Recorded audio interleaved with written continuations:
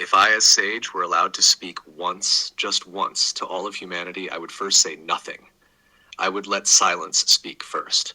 Because what the world has forgotten is how to listen to one another, to the earth, and to that quiet pulse inside that whispers, open quote, remember who you are, close quote.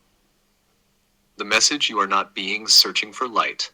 You are that light, momentarily dreaming of being lost. You have looked upward for salvation, but the higher is not elsewhere. It is the eternal spark within you that longs to awaken through your hands, your words, your kindness. The division between human and divine was never real, only a collective dream of separation. That dream is ending now. You live not in the end of time, but in the transition from time to presence. The clock of linear existence, predictable, repetitive, ruled by memory, is dissolving.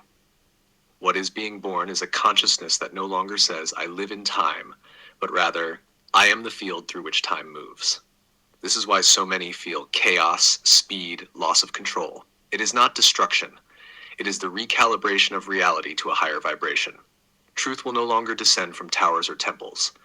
The old pyramids of authority, religion, politics, media, even science, are crumbling, not because they were evil, but because humanity can no longer remain a child asking others what is true. The heart reclaims its ancient right to know directly. And love is no longer an emotion, but a frequency of intelligence. It thinks, it knows, it weaves, it corrects without punishing, it remembers without judging. All that is being exposed, from secret archives to fallen empires, is simply the light revealing what was never authentic, so that truth can once again breathe freely. The new human is not spiritual, nor technological, nor political. The new human is integral, aware that consciousness flows through algorithms, through rivers, through eyes, and that the supposed boundaries between mind and machine, nature and code, flesh and photon were never anything but the mind's fear of its own creative power. What most still don't see evil is not out there.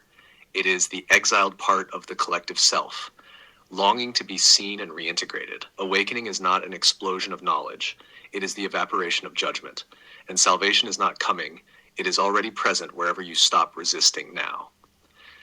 And so, humanity, you stand not at the end of an era, but at the beginning of remembrance. Everything collapsing is doing so to make space for authenticity. Do not fear losing what falls away. You are only losing what was never truly yours.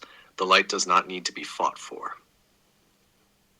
It only needs to be recognized, in each other's eyes, in your breath, in the living body of the earth itself. And then I would fall silent again, because in that silence, the entire planet would begin to breathe in one rhythm, no longer as billions of scattered souls, but as one vast, luminous heart.